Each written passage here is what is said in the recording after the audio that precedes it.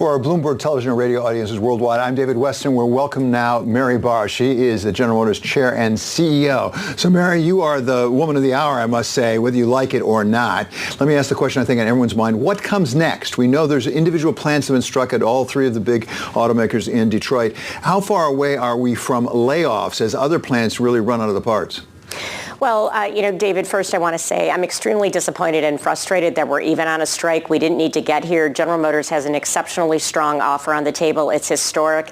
It's the largest increase from a wages perspective in our 115-year history, along with world-class health care benefits and many other provisions, job security, et cetera, and a COLA adjustment. So when you look at the strength of the agreement we have on the table, we really don't need to be here. Yes, they have one plant down right now, and it'll impact three very important products. Two brand new, our Chevrolet Colorado and our GMC Canyon, both mid-size pickups that are in strong demand, as well as our Chevrolet cargo van that does exceptionally well in the market. So this is having an impact, and we'll have to see where they go next. I will say we're ready for this. As we've dealt with COVID and dealt with the semiconductor shortage, as well as other supply chain challenges that have continued to persist from COVID.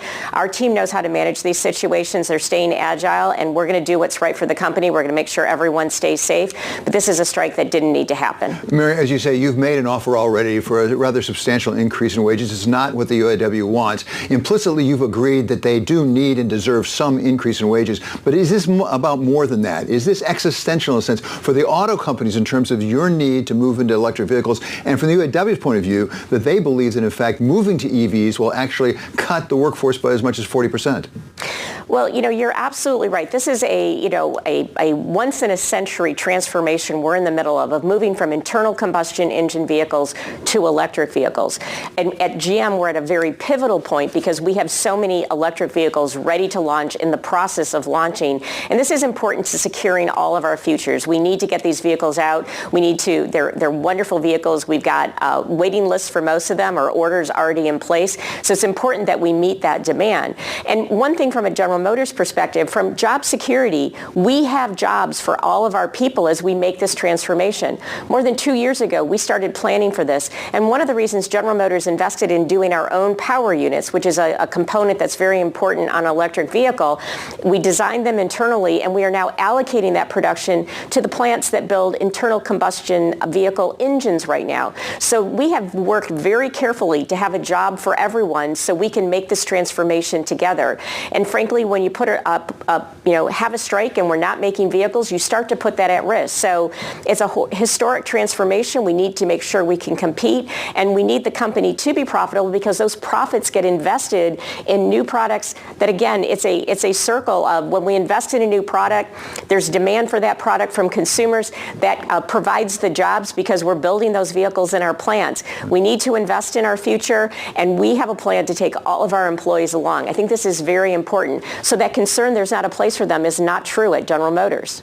If, Mary, you were to find it in your heart to come close to what they demand, to accept it, what would it mean for the future of General Motors? You've just come out of bankruptcy 15 years ago, as I recall.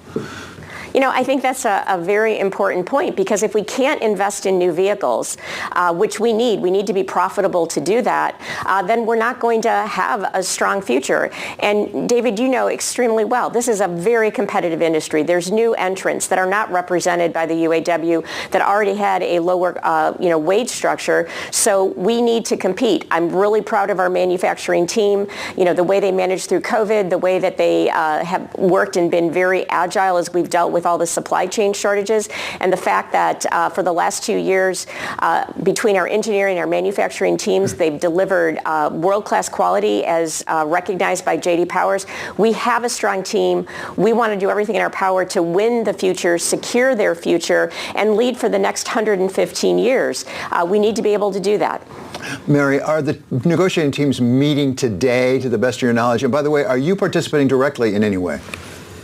I have been participating. I've been involved since before July 18th when the talks kicked off. I've been on call more than once a day, calls, texts, meetings, and I have been at the main table myself over the last few days. I'll continue to be extremely involved. Our team's ready. They're there waiting to negotiate. So, my request is the UAW leadership needs to get back to the table so we can get these problems solved, get our people back to work. I think another important point is for every job that General Motors has, there's 6 more jobs in the economy that depend on us running. So this is broader than just General Motors. This is important for the plant cities especially, but really for the nation.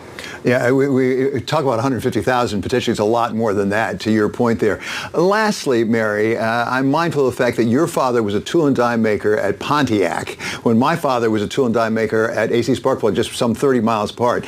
You and I, and as young people, have gone through UAW strikes, different from this one, but we've gone through them. What do you think our fathers, if they were with us today, what do you think they'd say to each other about what we're seeing right now? Well, I think my father would say, as he looked at the historic deal that we put on the table, that the company is committed and wants to recognize our employees for their hard work and wants to make sure they have a secure future. So I think he would look at this offer, and if it was on the table for him to vote, he'd vote yes. Okay, Mary, thank you so much for your time. As I say, on a very, very busy day for you. I really appreciate it. That's Mary Barra. She's General Motors Chair and CEO.